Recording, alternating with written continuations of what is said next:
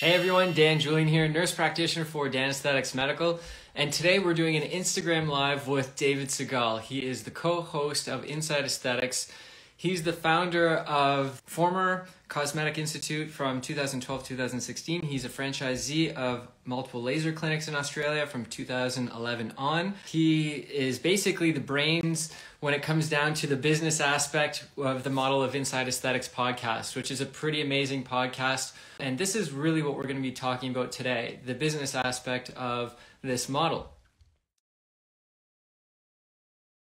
Hey YouTube, before we jump into the video, make sure you check out my Patreon account. It's designed for serious medical aesthetics providers just like you. How are you? Hopefully Dave's there. There he is. Good, we made it I'm well, happen. thanks. We made it happen. How's it going, buddy? Yeah, man, so I just did like a brief intro for you, and I just introduced the world to you to make sure that they know who you are. And yeah, honestly, this is the chat. It's a little different from everything else that I've done so far because everything's been very much injector related or maybe talking a little bit about social media, but this is very much business. And this is great because I get a lot of questions about it.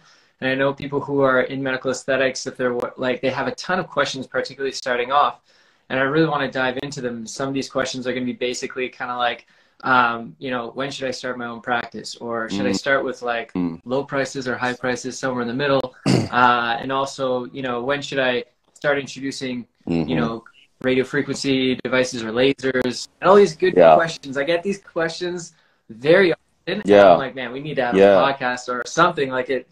There's so many ways to come at this topic. It's sort of like injecting. There are some sensible parameters and accepted standards of ways that we do things, but there's so many variables. And, you know, I guess my advice is based on my experience and what's worked for me and mistakes I've made along the way. And that's something I like to emphasize a lot as well, is that it hasn't all been success. It's been lots of failures and lots of mistakes and trying to learn from those mistakes. And I think that part of the reason people don't take that leap or take that risk is the fear of failure. And I think that that's something that I've learned over time, is that if you don't try, then you know, part of the sort of life experience is to sort of push yourself and take risks and not be afraid to fail.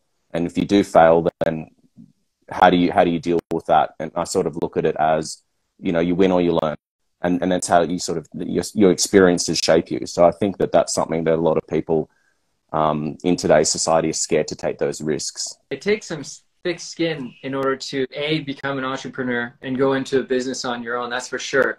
And I think that sometimes physicians, nurses, or anybody who's getting into this field, they forget that. They forget that, you know, this isn't, you know, you get your certifications and you can have all the certifications you want, but now hanging certifications on your wall back there does not bring clients in. When is it appropriate to go in and open up your own clinic? Should you do that kind of like right away? Do you recommend kind of jumping in with another provider first or another chain clinic? So we're talking, just to sort of, I guess, qualify the question, we're talking about cosmetic injectors new to the industry with very little experience. Is that the sort of where that question's coming from? Yeah, take a more conservative approach. If you're newly graduated and you're trying to learn the art of injecting, which is a massive undertaking all in itself, and that's something that can take, well, it does take many years, and people that have been doing it for a long time are still learning. So I think that trying to get your skill set together from an injecting perspective, as well as the difficulty or the challenge of opening up a business and learning business at the same time,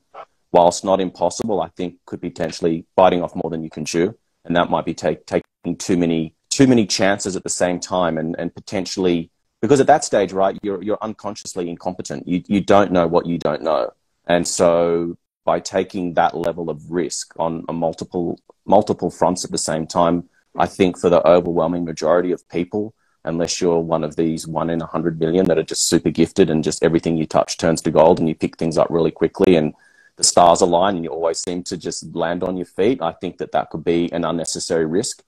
And what I said a few minutes ago about not being afraid to fail, the disclaimer there, or the sort of the caveat there is, you know, take calculated risks. Don't take stupid risks. So by that, I mean, look at your situation, look at all the things that could potentially go wrong. What is the ultimate worst outcome that could happen here, and how do you plan for that?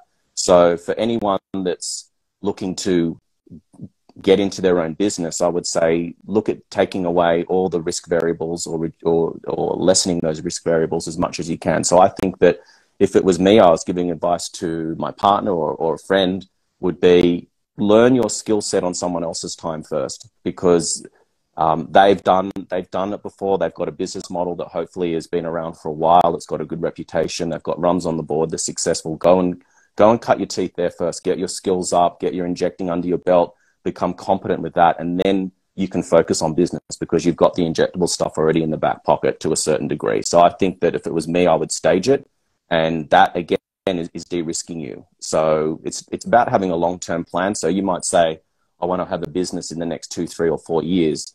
And then how am I going to put steps in place between now and then to get to that eventual goal, rather than just jumping out of the plane without checking the parachute, I think would kind of be the analogy I would give, just getting into the industry and starting your own business straight away.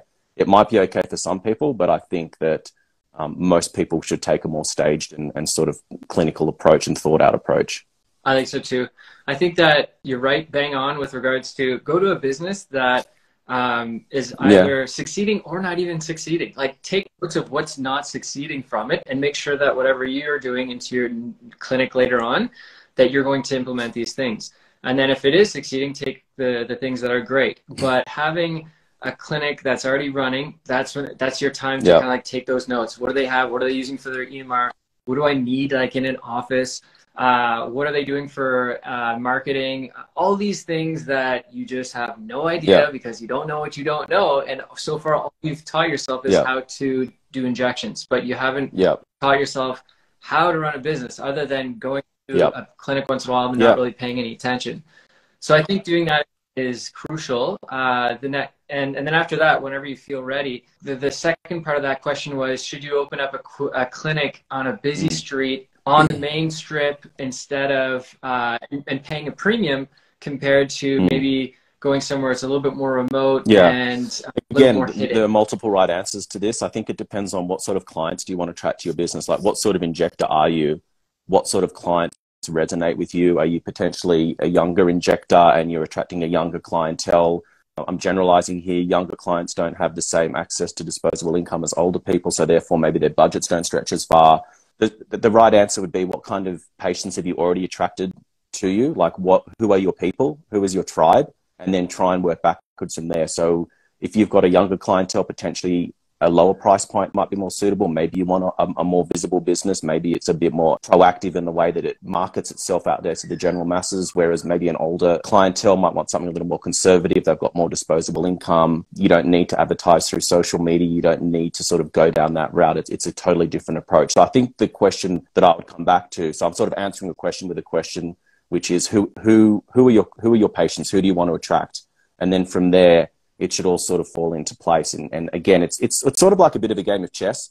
You're trying to think of a few moves ahead all the time. And so that's the trick, I think, that I found with business, is to always be trying to look 6 months down the track, 12 months down the track, 2 years down the track, and put plans in place, or stepping stones, I like to call them, to be able to get to your eventual goal. So I think work out who your patients are, who do you resonate with, what sort of people do you like to treat, and what sort of treatments do you like to do? I mean, the approach to the older face is very different to the younger face in terms of what you're doing from a clinical perspective. Are you enhancing and sort of trying to, collagen bank and sort of prevent aging from kicking in more quickly, or are you looking to reverse the signs of aging and you've got a completely different approach? So I think that work out who you want to inject first, and then the rest will follow from there, I think. Honestly, I hope you guys got to take some tidbits of information. It's kind of stuff that's helped him grow and things that have helped me grow. And honestly, it's all about, putting yourself out there, being consistent, staying patient, going above and beyond for clients, not worrying about the income right now, worrying about, bringing people later on, and just, staying true and trusting the process while you bust your butt. Thanks so much, Dan. And I'm looking forward to chatting more and having you out to Australia soon for a beer.